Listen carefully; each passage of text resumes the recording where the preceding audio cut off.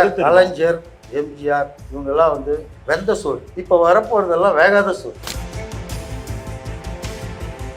நீ போட்டிருக்கிற அந்த விக்கு பறந்தாலே முடிஞ்சு போச்சு உன் கதை.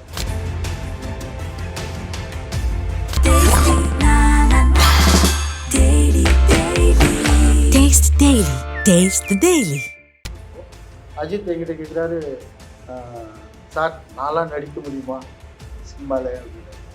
ஏயா நீ ஏன் நடிக்க முடியும், எவ்வளோ அழகாக இருக்க, என்ன விட அழகாக இருக்க. ஒரு ஊந்துதலா சினிமாக்குள்ள ஊந்துதலா இருந்தது நான் தான் அஜித்துக்கு. ஃபர்ஸ்ட் சினிமாவில் யாருமே தெரியாது. இப்போன்னு சொல்றதுக்கு எனக்கு யாரும் இருக்கிற மாதிரி எனக்கு தெரியல சார். யாரு பக்குவப்பட்டவன் தான் ஆக முடியும்னு நான் சொல்றேன். இவங்கெல்லாம் பக்குவப்படாதவர்கள். அதாவது தானே தேடி உழைச்சி ஒரு விஜயகாந்த் சார் மாதிரி, எம்ஜிஆர் மாதிரி, சிவாஜி மாதிரி, ரஜினி மாதிரி. இப்போ நம்ம பேசுறவங்க வந்து தாய் தகப்பனால உருவாக்கப்பட்டு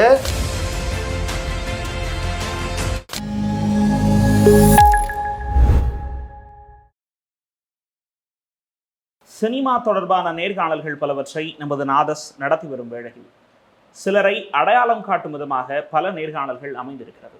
அந்த வகையில் தற்போது நம்முடன் இணைந்திருப்பவர் 1984ஆம் ஆண்டில் சினிமா பயணத்தை தொடங்கி உதவி இயக்குனர், நடிகர், தற்போது ஆண்டிப்பட்டி அரசம்பட்டி பார்ட் 2 என்ற படத்தை இயக்கி வரும் கிருஷ்ண ரமேஷ். வணக்கம். வணக்கம். எப்படி இருக்கீங்க சார்? நல்லா இருக்கேன். அடுத்தது நாளை உனது நாள்னு ஒரு படம். நாளை உனது நாள் விஜயகாந்த் சார் படம். அதில் மேலேருந்து குதிச்சு கால் அவருக்கு உடைஞ்சிருச்சு. அப்போ ரமணா ஹாஸ்பிட்டல் டீனரில் ஒன்று இருந்தது. ரமணா ஹாஸ்பிட்டல் இருந்தது. அதில் அட்மிட் ஆயிருந்தார். பாலவன் சார் என்னை கூப்பிட்டு போனார். கூப்பிட்டு போகும்போது சொல்கிறேன், மணி இதை நடிகராக சினிமாக்காரங்களாக இருந்தாலும் அவங்க தெய்வங்களோ கடவுளோ கிடையாது, மனிதர்கள் தான் எல்லாருமே. எல்லாம் எம்ஜிஆர்லேருந்து எல்லாருமே சொல்கிறேன். என்னென்னா அவர் காலையில் போனோம், போயிட்டு பார்க்குறோம். அவர் ஏதோ பழங்களெல்லாம் வாங்கிட்டு போனோம், கொடுத்தோம். அவர் படுத்துட்டு தான் இருக்காரு, நடக்க முடியாது, கட்டுப்பட்டது. அவர் சொல்கிறார், அவர் அப்பயும் அவர் வந்து ஆர்வம் பாருங்கள், அவரோட வளர்ச்சிக்கு காரணம் தான். அவர் சொல்கிறார், வாலு வேலை இருந்தது, காலை உடைச்சிக்கிறேன், கையை உடைச்சிக்கிறேன். அவங்க கை இப்படி தலையை கோதுறான், இப்படி கோதுறான், கை தட்டுறாரு, சூப்பர் ஸ்டார் எங்க அப்படி அவருடைய ஆதங்கம் பாருங்கள். ரஜினிகாந்த் சொல்கிறார், ரஜினிகாந்த் சாரை சொல்கிறாரு, அவர் படுத்த படுக்கையில் கூட அவருக்கு வளர்ச்சியில் தான் அவருக்கு அது இது இருக்குது, குறியாக இருக்கார். நான் உண்மையிலேயே மேலேருந்து டூப் போடாமல் விழுந்து காலை உடச்சிட்டு படுக்கிறேன். ஒருத்தர் கையை ஆட்டிட்டு காலை ஆட்டிக்கிட்டு தலையை கோதி விட்டுக்கிட்டு போய்கிட்டே இருக்காண்டா மேலே அப்படின்ற சொல்கிறாரு, இது பேசினார். அப்புறம் அவரை வந்து 3வது சந்தர்ப்பத்தில் சினிமாவில் எனக்கு இருந்தேன். அதுக்கப்புறம் எங்கள் குடும்ப கஷ்டம். நான் வந்து ஜிஜோ சார்கிட்ட போய், ஜிஜோ மைடி குட்டி சாத்தான் படம் எடுத்தார். அந்த டைரக்டர் வந்து அவங்க நவோதயா ஸ்டுடியோ கிஷ்கிந்தான்னு ஒன்று கட்டினாங்க. ஓகே. அப்போது என்னை போயிட்டு அவருக்கு எனக்கு பழக்கம். அவர் கூட சுரேஷ் காந்தன் ஒருத்தர், அவருடைய நண்பர், அவர் எனக்கு நண்பர். அதனால் என்னை கொண்டு போய் சேர்த்தார். கஷ்டப்படுது அவங்க ஃபேமிலி கொஞ்சம் பேர்னா என்னை பர்ச்சேஸ் ஆஃபீஸராக சேர்த்தாங்க. ஸோ நான் எல்லாம் அந்த கிஷ்கிந்தாக் பர்ச்சேஸ் எல்லாம் நான் தான் பண்ணுவேன். அது கட்டணம், கல், மண் இதுலேருந்து எல்லாமே நான் புல் பூண்டு வரையும் நான் தான் வரேன். அப்போ நான் ஒரு வாட்டி செக்கப்புக்கு உள்ளே போயிருந்தேன். அப்போ கல் வந்து கரெக்டாக இறங்கியிருக்கா என்னப்பா. அப்போது சிகப்பு நிலவா கருப்பு நிலவா இது ஒரு படம் ஷூட்டிங் அங்கே நடக்குது. விஜயகாந்த் சார் தான் அங்கே இருக்கார். இப்போ திடீர்னு என்னை பார்த்தோடனே அவர் என்ன இப்போ தெரியும்ல, நான் 2-3 சந்தர்ப்பம் பார்த்தேன். தம்பி நீ இங்கே என்ன பண்ணிட்டு இருக்கா அப்படின்னாரு. சார் இங்கே வேலை செய்யுது சார், நான் ஒர்க் பண்ணுறேன் அப்படின்னா. இன்னும் ஓனர்லாம் எப்படி இருக்காங்க, அங்கே எடுத்தால் 2000ங்கிறீங்க, தண்ணியில் விழுந்தா 1500ங்கிறீங்க. இல்லை சார் அப்படி தான் நேர்லையும் ஆல்ரெடி பட்டியல் இருக்கேன் அது மாதிரி. ஸோ எப்பயுமே கேள்வி கேட்குற அவரே இருப்பார். அவருக்குள்ளே ஏதோ ஒன்று, இவ்வளோ சினிமாக்காரங்க தானே தெரியாதா அப்படின்னு.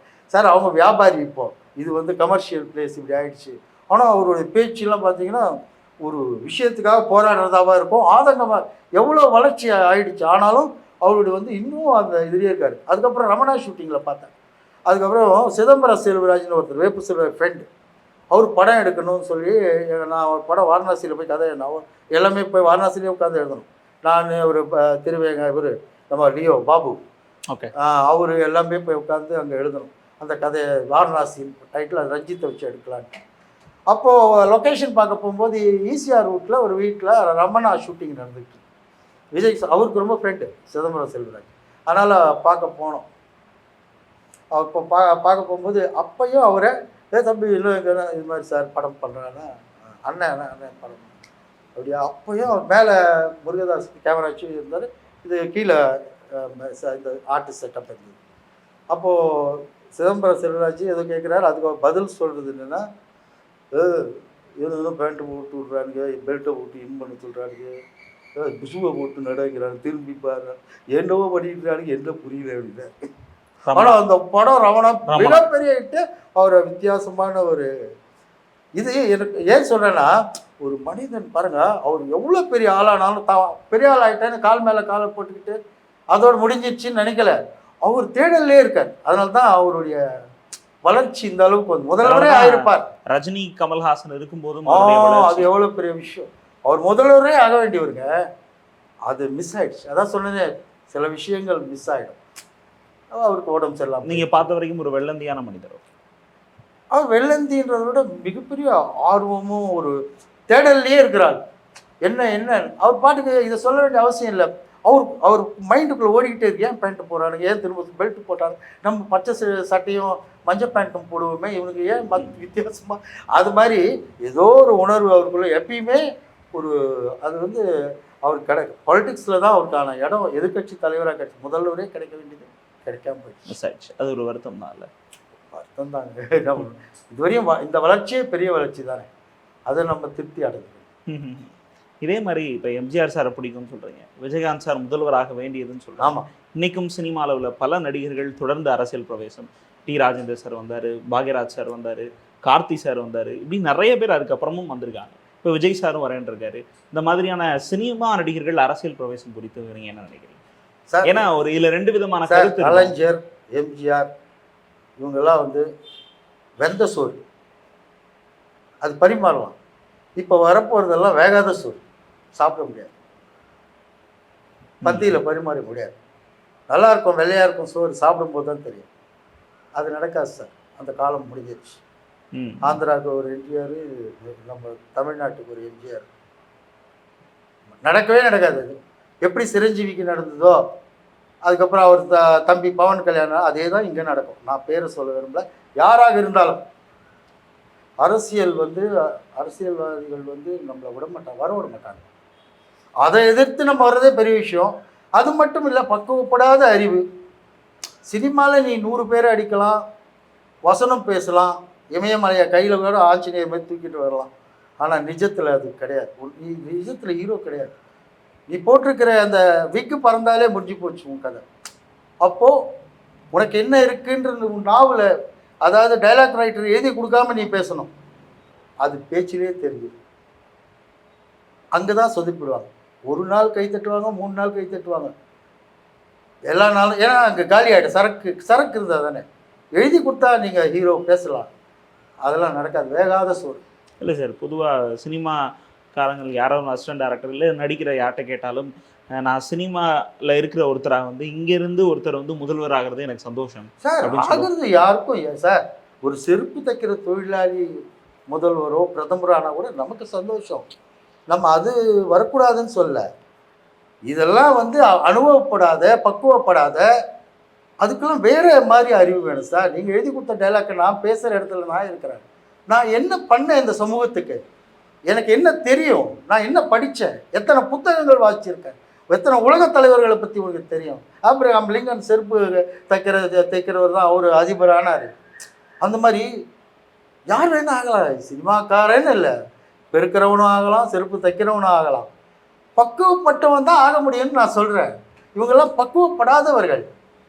அதாவது தானே தேடி உழைச்சி, ஒரு விஜயகாந்த் சார் மாதிரி, எம்ஜிஆர் மாதிரி, சிவாஜி மாதிரி, ரஜினி மாதிரி எந்த பேக்ரவுண்டும் இல்லாமல் அவமானங்களை தாங்கிக்கிட்டு கொஞ்சம் கொஞ்சமாக வளர்ந்து அனுபவங்களை பெற்று நல்லது கெட்டதை தெரிஞ்சுக்கிட்டு ஒரு இடத்த வந்து நிற்கிறாங்க. இப்போ நம்ம பேசுகிறவங்க வந்து தாய் தகப்பனால் உருவாக்கப்பட்டு தன் திறமையால் நின்று திறமையான டெக்னீஷியன்களை வச்சு நீ ஒரு திறமையான கதைகளை உருவாக்கி நல்ல டைரக்டர்களை வச்சு நல்ல படங்களை ஹிட்டு கொடுத்துருக்க. ஆண்டவன் உனக்கு பெரிய கிரீடத்தை கொடுத்துருக்கான். அதை நீ பயணி, உன் அனுபவங்களை பெரு, வயதாகட்டும். உன்னுடைய பணி சினிமாவுக்கே இன்னும் தேவைப்படுது. சினிமாவிலே நீ முழுமையாக இன்னும் ஒன்றுமே இதெல்லாம் ஒன்றும் கிடையாதுங்க. இப்போ தான் அந்த கிரீடமே சூட்டாக போகிறாங்க. அந்த கிரீடம் சினிமா கிரீடமே இன்னும் சூட்டப்படலை. அரசியல் கிரீடம் எதுக்கு? உனக்கு முழு அனுபவம் வரும், அறிவு வரும், ஆற்றல் வரும், சிந்தனை பெருகும். பல புத்தகங்களை படி, அரசியலை கற்றுக்கோ, இருக்கிற அரசியலை பாரு, நாட்டு அரசியலை பாரு, உலக அரசியலை பாரு. சார் புரியுது நீங்கள் சொல்கிறது.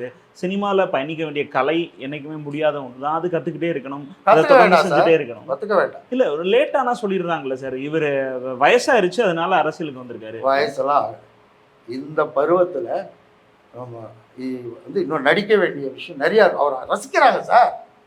உன்னை ரசிக்கிறவங்க இன்னும் இருக்கிறாங்க. நீ நடிகனா இரு. உனக்கே தெரியும்.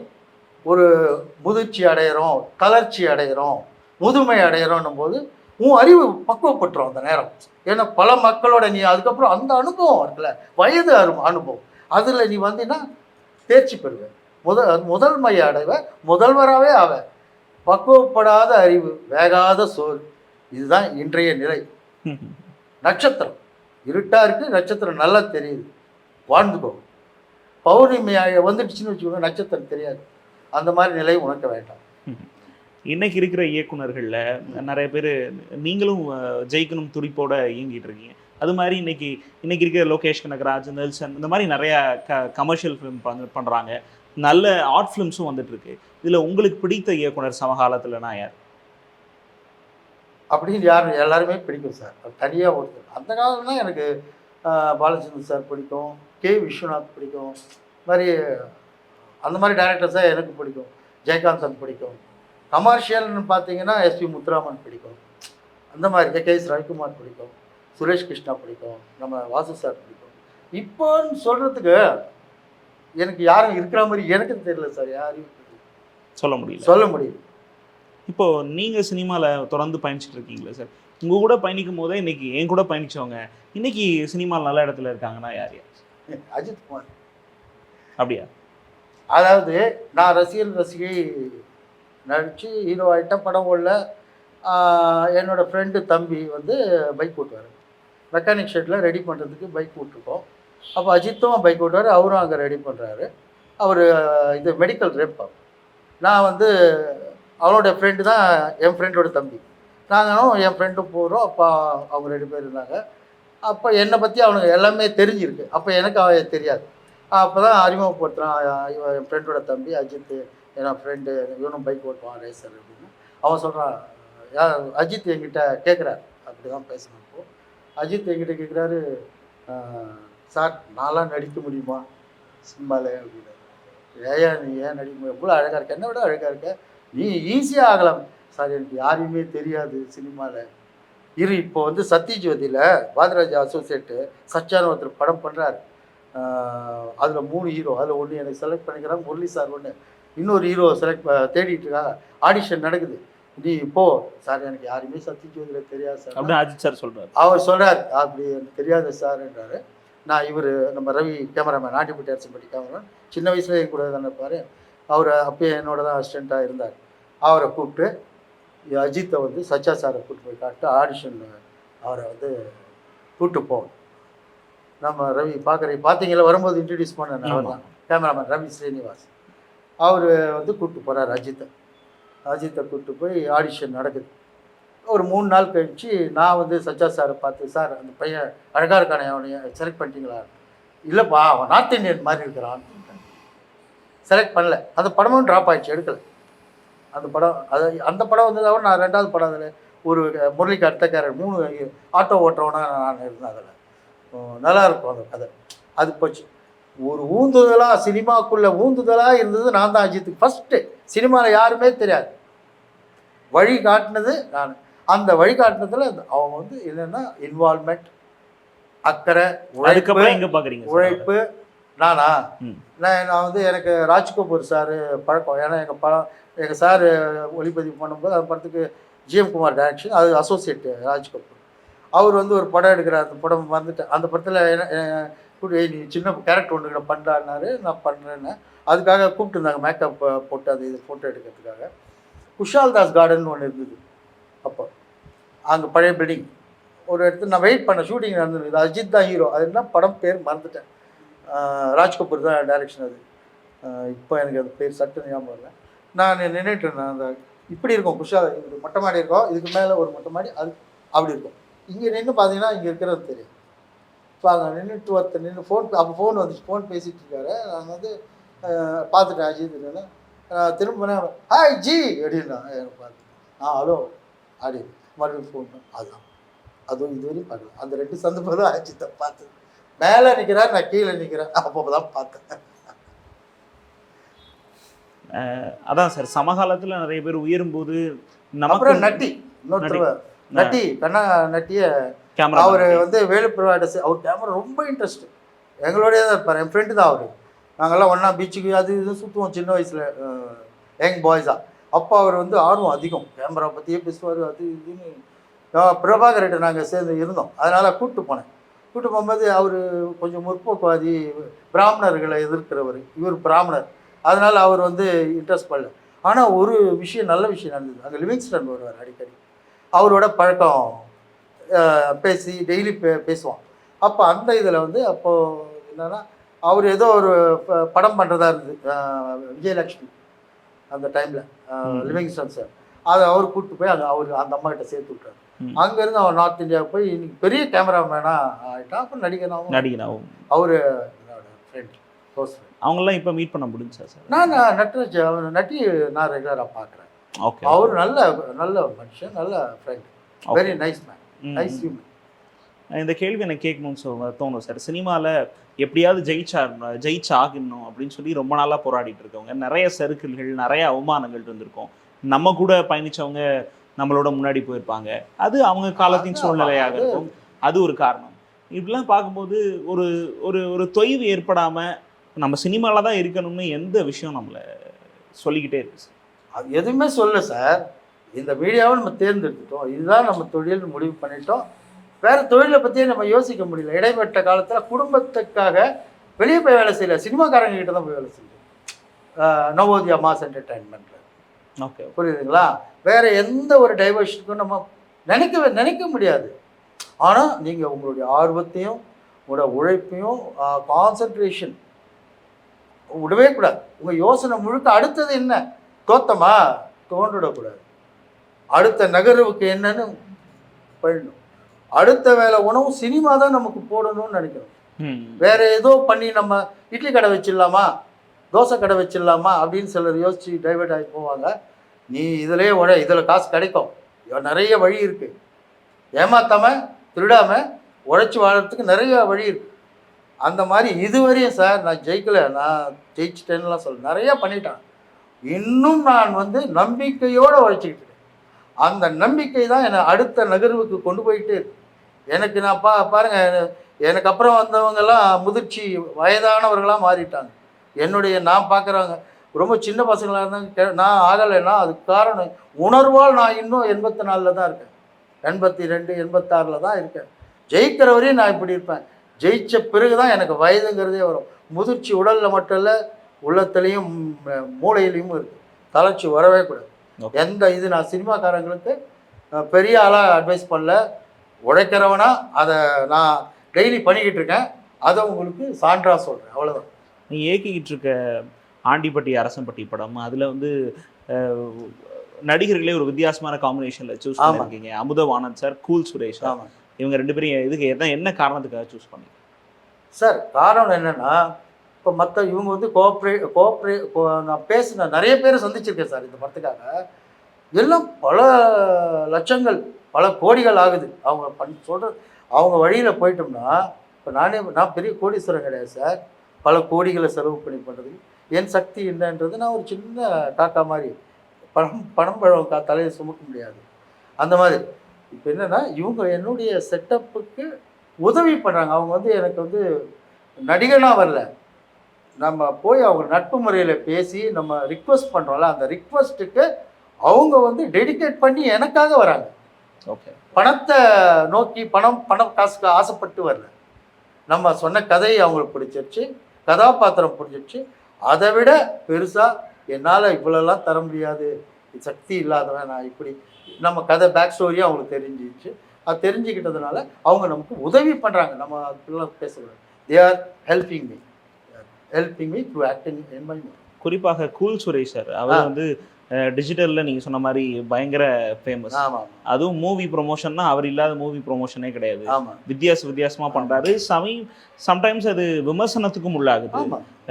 திடீர்னு ஒரு ஆங்கர் மேலே மாலை போடுற விஷயங்களாகும். இதெல்லாம் ஒரு சர்ச்சைக்குரியதாக இருக்குது. இதெல்லாம் எப்படி பார்க்குறீங்க? அவரோட இந்த விஷயம் எப்படி பார்க்குறீங்க சார்? அதை வந்து நம்ம ரொம்ப, ஏன்னா சினிமாங்கிறே ஒரு திரைக்கதை தான், கதையை திரைக்கதையாக்குறது. அவருடைய தொழில் இந்த மாதிரி சம்பவங்களை திரைக்கதை வடிவமாக்கி உண்மையாக்குறது. ஸோ அவர் அதுக்காக ₹1,00,000 அவருக்கு கொடுக்க போகிறது இல்லை. அவர் அதுக்கான அவர் என்னென்னா அதை பிரபலியப்படுத்துகிறார். இப்போ நம்ம படத்தில் அவர் போட்டிருக்கிறது, நம்ம படத்தை அவர் பிரபலியப்படுத்துவார்னு நம்பிக்கை எனக்கு இருக்குது. ஓகே, வெளிப்படத்தையே அவ்வளோ பண்ணுறாரு. அவர் நடிக்கிற படத்தை அவர் பண்ணுவார்ல, நிச்சயமாக இந்த படத்தை அவர் பெரிய லெவலில் அவரும் அமுதவாணன் சாரும் பண்ணி கொடுப்பாங்க. எனக்கு அந்த நம்பிக்கை. ஏன்னா பணத்துக்காக வரல, அன்புக்காகவும் எனக்காகவும் வராங்க. நிறைய விஷயங்கள் பேசுனீங்க சார். உங்களுடைய அனுபவம், நீங்கள் இயக்க போகிற படம் குறித்து. நல்ல வாய்ப்பு உங்களை தேடி வரட்டும். நீங்கள் சினிமாவில் நல்ல வாய்ப்புகளோடு பயணிக்கணும்னு எங்களுடைய நாதஸ் சேனல் சார்பாக வாழ்த்துக்கிறோம். நன்றி சார். நன்றி.